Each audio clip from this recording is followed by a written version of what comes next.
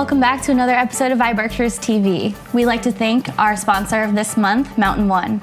I'm joined here today by Jeff Sununian. Welcome back. Thank you very much. And editor Tammy Daniels. Good to be here. Mm-hmm. We're sitting here again at another roundtable here to discuss some of our top stories that we'd like to talk about. I know there was a great, it was by the BCAC about poverty and how to strike out poverty in the Berkshires. Right. You were there. Yeah, that was held on Friday morning, this past Friday. It was held largely because Berkshire Community Action Council has to do like a 3-year review because it is the designated agency to address poverty issues. Federally designated in the region. So what they have to do is a needs assessment sort of thing every few years, and they have to look at what their priorities are, and then they have to reach out to the community and see if those priorities have changed, which they did. Slightly. The priorities had been jobs, transportation, housing. That hasn't changed, but housing has become more important than transportation was 3 years before. So I thought that was very interesting, and jobs moved into second, where it had been third, and transportation dropped to third when it had been first. So housing and jobs took up quite a bit of the conversation in the breakout panels that they had, but they also looked at childcare, financial literacy. What was the other one? Oh, there were a number of ones. Which really all tie into the poverty discussion because food insecurity. Yes. Okay. And I just want to make sure that poverty doesn't mean a 50-year-old who's living on the street. Poverty is a very liquid word, and we were talking about this at the office the other day. Right. Technically, we were all poor when you get out of college. You're just poor. You don't have a job, or you've just found a job. You don't have a ton of savings. Right. And when you're looking for housing, as I always bring this up, as you would like to, they mentioned something at the forum. Yes. If you have a minimum wage job, or just a low-wage job in general, you'd have to work almost 60 hours a week to afford a one-bedroom apartment. Yeah. And at your age, it used to be you graduated from college, you got a job, and you moved out. Right. Now, you move back home. It's not so easy anymore. It's not how it goes. It's not. Right. No. And you have a job, and we work together, and you work hard, and you make money, but it's difficult. How is it finding... It's still not enough because, it's one thing to have to pay for rent, but I think we've touched upon these things before. When you're depending on yourself, that means food and transportation, like we were talking about before. And, even just the process of me browsing around on the internet, even here and there, looking at apartments that are available in this county, it's so clear to me that if I really wanted to go move out, I definitely need a second source of income. So a roommate, a significant other, a sibling, a cousin, or any kind of connection that you can make where somebody else would be willing to go half with you on the expenses. So it's kind of impossible to want to be able to go off and do your own thing. So it's challenging in this area, I've come to find. One of the things they brought up, there were quite a few, and I like data, so I always will hook on the numbers when I hear the numbers. And a few of the numbers were that for a two-bedroom apartment, for the average two-bedroom apartment in Berkshire County, 2 people would be working full-time and making at least $14.41 an hour to afford that apartment. And then there was another one. We talked about 57 hours a week on minimum wage. For a single person. Right. For a 2-bedroom, you'd have to work 67 hours a week. And for a 3-bedroom, 84. I don't know, 84-hour work week isn't terrible. I think we'd all love to work 84 hours to be able just to afford to and that live. That comes in your 84 hours. It's got to be 2 people working. Yeah. Working more than 40 hours a week. And one of the issues was it's not that there weren't enough jobs. There's 1,200 to 1,300 jobs open. And One Berkshire and Mass Hire have been talking about, we know how many jobs are open. We run BerkshireJobs.com, right? And we have several hundred jobs at a time that are usually open on our site. Why aren't people taking those jobs? Are the wages too low? Is it too hard to get to? Because I was going to say the commute. Transportation is an issue. Is it worth it if you have childcare? Child Care of the Berkshire said there's almost 17,000 children on a wait list to get subsidized child care. She talked about one that was a horror story, that this woman had applied for a subsidy to get into the child care network with her twins. They are now 8. they're still on the wait list. So, people have to keep, when you talk about fluidity, people have to keep making these choices. And I remember trying to make this choice too. I had to step back from working for a while because I could not find someone to take care of my youngest boy. And the oldest one went, one day he was at my mom's, another day he was at a friend's house. And I mean, there was a lot of rushing back and forth. And then you'll start seeing people open up their own childcare in their home, which is another option. And this didn't come up, but it's becoming more and more difficult to open up a childcare in your home. Yeah, because there's so many regulations and things that need to get cleared, and which is important. So and people don't get paid well. Right, so then there's that too. So there's this issue with poverty. It's not like one thing keeping people down. It's a number of things. Like if you get this job, it's a chain reaction kind of. And you make $10 more than you're supposed to, you lose your SNAP benefits. Well, you don't eat. Right, so should you take that job? I think Jonathan Butler of One Berkshire called it the cliff effect. You have to jump off the cliff and hope that job you're taking is going to lead to future advancement. So people may be stuck in jobs because they're afraid to take the lower paying job, that they're going to fall behind, even if that job means that maybe in 2 years, 3 years, they'll be able to move up the chain a little bit. So so it was really interesting listening to some of the statistics that they were giving on this. And how do you address it? Well, nobody's got the answer to that, it seems, other than one of them is raise the minimum wage to $15, which we are in the process of doing. I don't think you can keep raising the minimum wage. It puts so much stress on small business owners. And I'm not talking, there are small businesses that are 30 employees or 20 employees. I happened to talk to a small business owner the other day. She's one person. She doesn't really need employees, although she would like to hire somebody. It's such a burden. It's hard to be able to sort of spend your way out of poverty by saying, well, minimum wage now is $30 an hour. It's impossible. Even $15 an hour puts a lot of strain on small business. It's a really, it's a tough tightrope to walk. Well, what about looking from the different perspective, where the prices of renting an apartment did drop? How would that look, do you think? It might be helpful, but then, people aren't in it for necessarily the goodwill. I mean, if you're running apartments, you need to make money. You have to pay for the maintenance on that apartment. You have to pay the taxes on that apartment building. And so it depends on where you are. So this is another reason why rents are kind of all over the place too. It can be much more expensive to rent an apartment, say, in parts of South County, simply because demand is so high, and residential property is worth so much.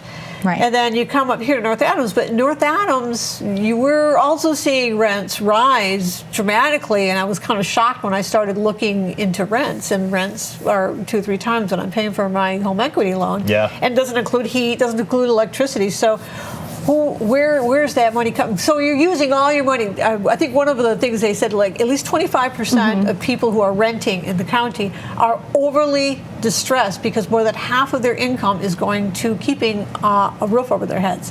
So you want people to buy things? I mean, that's how our economy, because people spend. Well, you ain't going to be eating out at restaurants. You're not going to be buying stuff at local stores, and you're not going to the movies, and you're not. I mean, so all those things have an effect. And that's a good point about if you're a landlord and you own a big 5 apartment buildings, whatever you might own. From a landlord perspective. From a supply and demand, like, well, if I do lower it a little bit, maybe that pumps more in the economy, which allows me to get more. But it's hard. It must be a hard call to say if everything's rented, it's pure supply and demand. Listen, everything's rented. I don't have to lower my prices for anything. And if you start building too many apartments, people there's too many in hand. There's way, as we know with the 40-hour. Adam's been discussing this 40-hour thing for months now, and one of that is to promote the use of dense housing to build and to provide incentives for affordable housing. We're actually coming up. We try to keep these to about 10 minutes, and we've been talking about poverty and let's talk about something good, something that was initially bad, but then turned really good. There was an accident in Williamstown, and he turned out okay, so we can sort of have a little... One of the Department of Public Works workers ended up flipping a town truck. He is okay, so we're happy to report that for sure, but I know our Stephen Dravis reported on this on iBerkshires. And your family pretty much took care of the whole thing. My father's actually the town foreman for Williamstown, so he was actually one of the first ones that was called and was on scene. I saw the image on when we posted it on It was a iBerkshires. one-ton truck. It was up on Roaring Brook Road, which is kind of a little bit of a windy road, and he South went Williamstown. down into the brook upside down. Could have been awful. Right off. Yeah, it could have been awful. Yeah. I mean, it was during, we had a snowstorm that Sunday night. Well, Sunday morning, Saturday night. Early Sunday morning. So it was freezing. I'm so thankful that it was a happy ending, but crazy. But your family gave what? Made breakfast Right, for that's the right. crew. So my mom had later on told me that my sister had brought down a few breakfast sandwiches for the guys down there that were helping out, which was awesome. They were so thankful. So. And this is what Berkshire County is all about, quite frankly. Oh yeah, if you definitely flip your truck joining together over as a community is into so a creek, important. the Shea family will bring you breakfast. On call. This was another fun roundtable for me. Yes. Yeah. Good. It's interesting. I like talking about We some hope of the that you stuff all see. enjoy it. We'd love to hear your feedback and comment as well on your opinions on these things. And Mark Cowell is Yep, going to be I met speaking to with- Berkshire Community College about the nursing program. Yes. And District Attorney And I'll be talking Andrea Harrington. with District Attorney Andrea Harrington in a bit. So And subscribe on stay YouTube. tuned. We're all over. Yeah, make sure That's hit right. the button and subscribe so you know when our next We'd love to videos grow come our out. fan base with your help. Yeah. I'm joined here by two very special guests from Berkshire Community College. Christina, Jennifer, how are you doing? Doing well. Thanks for having us. Thanks for having us. Now, you guys are here to talk a little bit about your nursing program at Berkshire Community College, correct? We are. So Berkshire Community College has a 50-year nursing program. We're very proud of that. We just celebrated 50 years last year. Congratulations. Thank you. Yeah, it was fun. We're always happy to celebrate different things. And the program has gone through some iterations, and we're really proud to be able to see where we're going in the future. Yeah, so we have actually three kinds of nursing programs. We have a CNA program, which is for certified nurse assistants, and those are students who are being trained to work with people in their homes, elderly people. They sometimes work in hospitals, caring for patients in physical ways. We have an LPN program, which is licensed practical nurse, which is a certificate that takes a year to do. And those are nurses who are much more involved in the inpatient care in the hospitals, also in long-term care facilities. And then we have an ADN program, which leads to an RN, a registered nurse. And those are, I think people are most familiar with the nurses in the hospital, registered nurses who assist doctors, give out medications, care for patients in those kinds of ways. And they all have a different level of education. And we have amazing students in all of them. Yeah.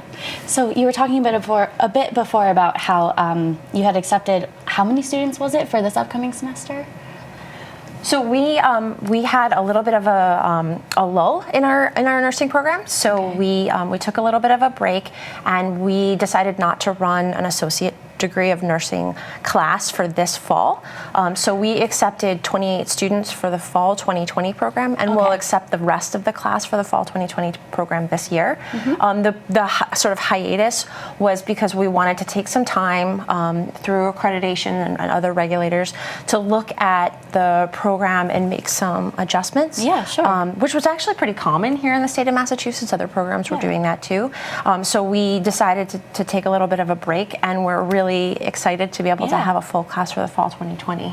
Yeah, it's really interesting how nursing education has changed in the 50 years that BCC has been in the business. Especially with technology. Especially with technology. Nurses are scientists now. Oh, yeah. They make data-driven decisions and analyze and have great responsibility for patient care.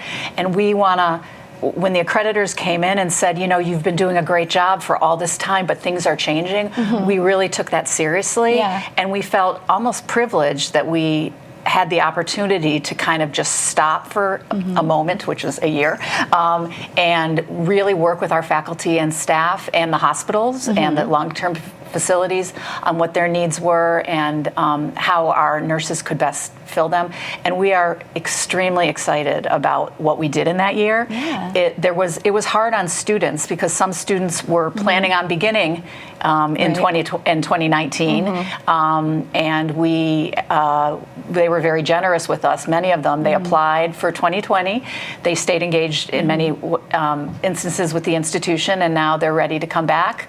So we we enrolled about half a class, and Okay. we're now going to enroll in the RN ADN program about another half a class, so we can take up to 56. Yep. So we're really anxious to have high quality students in that program.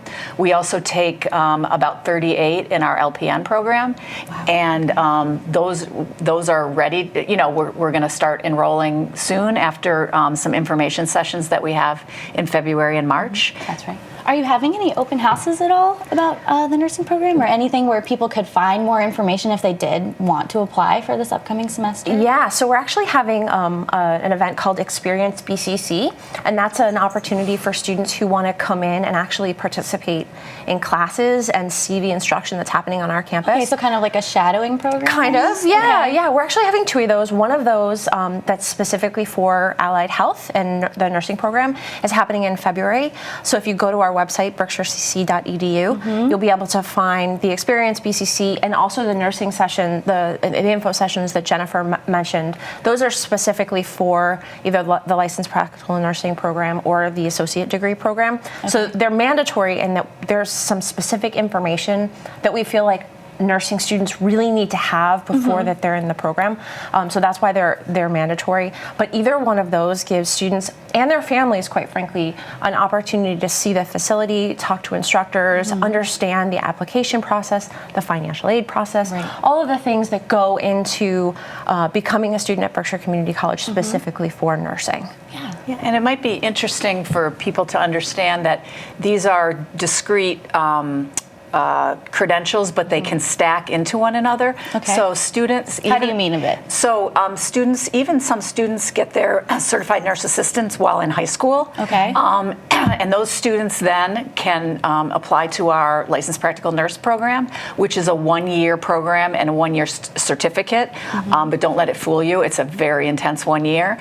But those students then are able, once they're successfully LPNs, to apply to our RN ADN program, which is 2 years and results in an associate's degree, and after you pass the tests, a registered nursing certificate.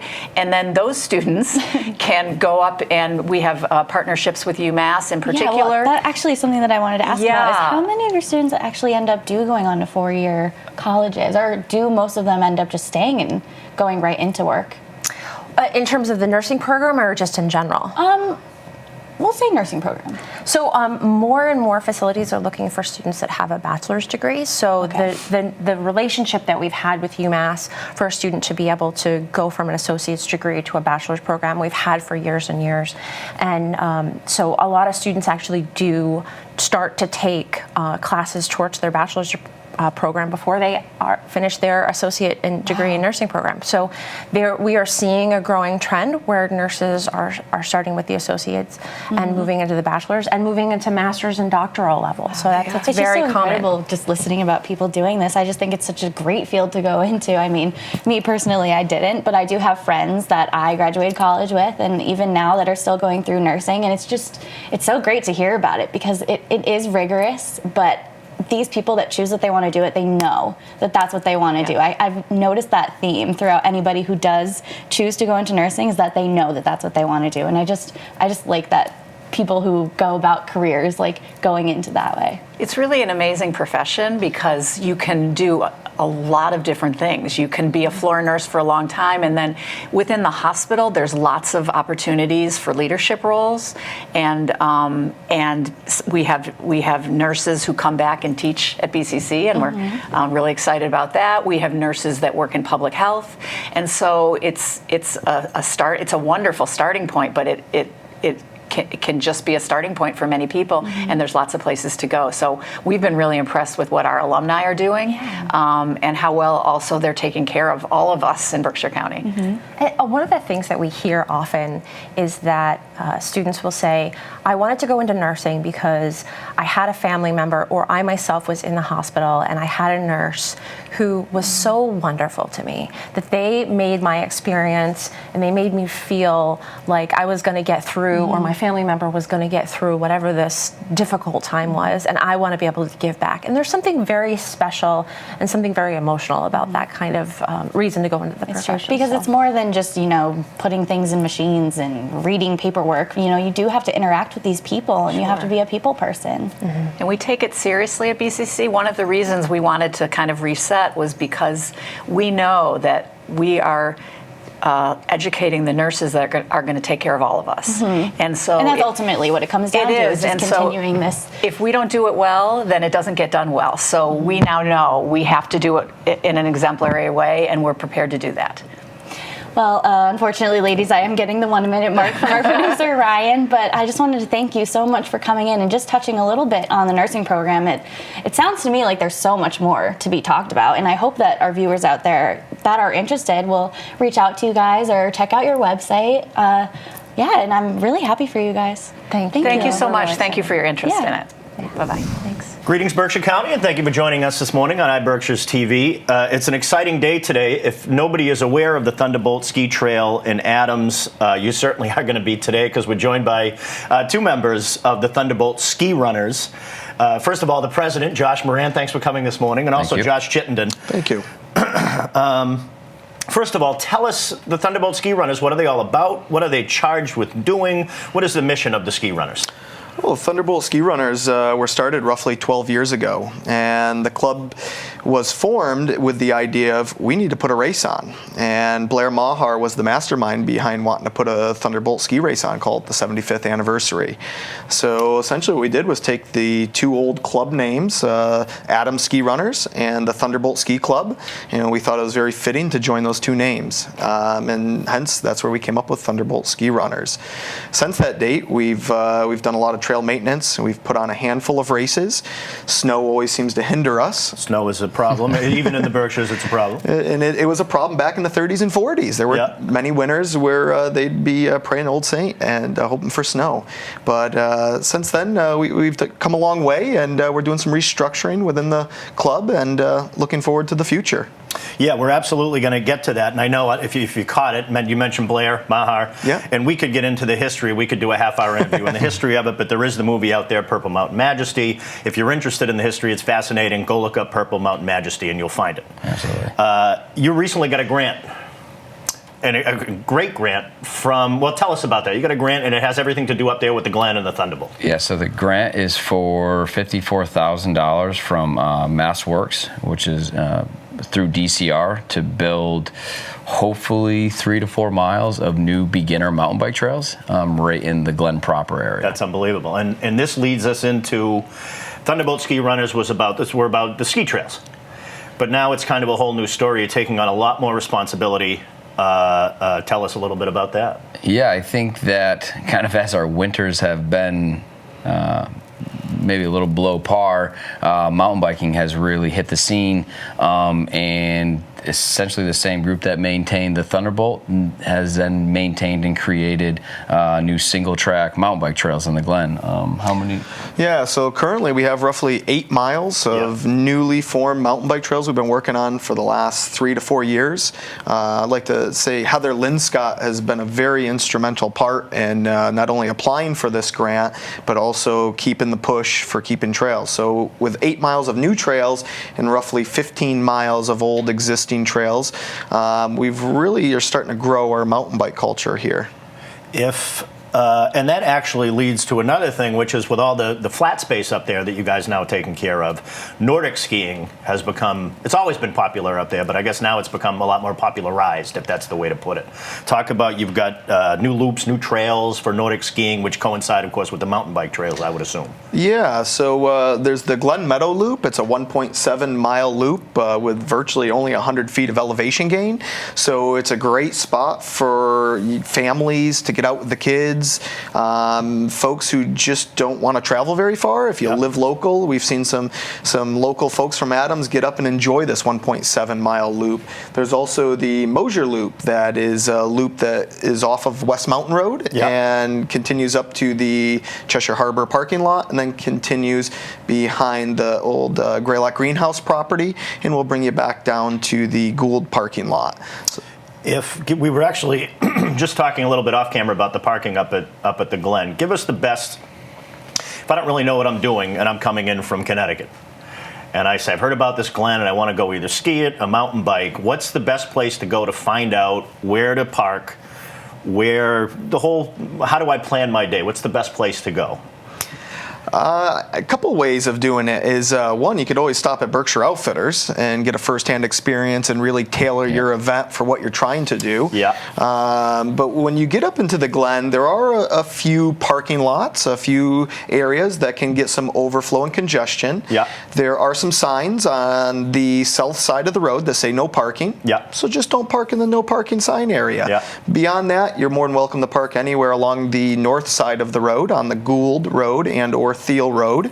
And then from there, there are some new maps that were recently put up this fall. You can help orient yourself there. You can pick up those maps free of charge also at Berkshire Outfitters. Great. So there's definitely some new ways to get around up there. That's what I'm looking for. I run into people around town and they have questions, and I usually direct them to the Visitor Center in Adams, but also Berkshire Outfitters, you can do that.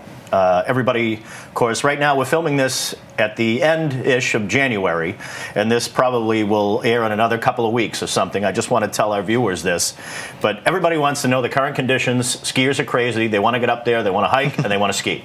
Tell us about the current conditions up there now. I know we're supposed to get a storm this weekend. Yeah, I think if we get a storm this weekend of 6 inches, then the Thunderbolt will be open. I'm sure people are skiing it now. It's probably thin. Yeah. But the reason why you can ski the Thunderbolt with a base, a minimal base, I guess you say, is last year we put in 274 hours of service to maintain the Thunderbolt and a few other backcountry ski trails that come off the Thunderbolt, which is maintaining the uphill skin track, bellows pipe, and then the Thunderbolt itself. So trees are taken out, water bars are built. If you go and see the Thunderbolt in the fall, it is as if you're standing in a ski resort. It is a very manicured, groomed run. So when the snow comes in with about a foot of snow for a base, I think for the most part it's skiable. So hopefully this Sunday, I'm sure there'll be people up there skiing it for sure.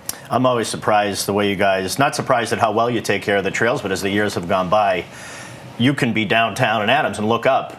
Whereas I would say maybe even 10 years ago, maybe 20 years ago, you go, I don't know, there's a trail up there. You can see the trail. Yeah. And it looks like a ski trail. And there's a new, talk about the Dragon Tail a little bit. Yeah, so some folks will think of the Thunderbolt itself, and boy, that's a big mountain. It's 2,000 vertical feet. It could take me 2 hours to get to the top. There's also no need in always going to the top for that new user. They can also go up to what we call the Four Corners, which is the junction of the Thunderbolt and the bellows pipe. And from there, you head just south a few hundred yards, and now you can be on what was the remains of the 1970s ski project, and we have opened up a run there that we call the Dragon Tail, hence the top lift tower, and the remaining lift towers kind of resembled a Dragon Tail. So that whole lower meadow is also brush hogged through the club, and it used to be all goldenrod with an 8-foot pass. It's now a full meadow to come up and ski. So it's not just for these extreme skiers. You can really be a novice now and not feel like you need to go to the summit. You can still have a great time up on the mountain. And there really is, you can almost see the history. You see all those old piles, and you see there have been so many starts and stops up at the Glen. Another thing we could talk a half hour about, and whether some people want to see a big resort, some people want to see no resort, some people want to let it. They probably think the ski trails are too much. They just want it to be wild and crazy. But it is really one of the premier hiking and biking and skiing places in Berkshire County. Forget about northern Berkshire County and all of Berkshire County. It's a bucket list sort of thing. Yes. I would think. If you're a backcountry skier or you're a serious skier, you can go up if you're a novice and you can get the new Dragon Trail and go halfway up. But if you're a backcountry skier, I imagine this would be something where you might be in Colorado and say, oh yeah, I went to that Thunderbolt in Massachusetts. And they go, oh yeah, I know that. That's right. I think if the snow is good, with the maintenance, the amount of work that is put in throughout the summer and fall, hands down, when the snow is there, the Thunderbolt is the best backcountry ski run in all of New England. I have, my sister used to live in New York City, and she knew people randomly, and she would bring up, oh, my brother lives in Adams. And they would say, oh, I swear, this was years ago, they'd say, oh, that's where the Thunderbolt is. And I go, I even lived here. I go, yeah, I suppose it is. But even more importantly, you heard about all the hours that you guys put into this. If I'm interested in joining the Thunderbolt Ski Runners, how do I do it?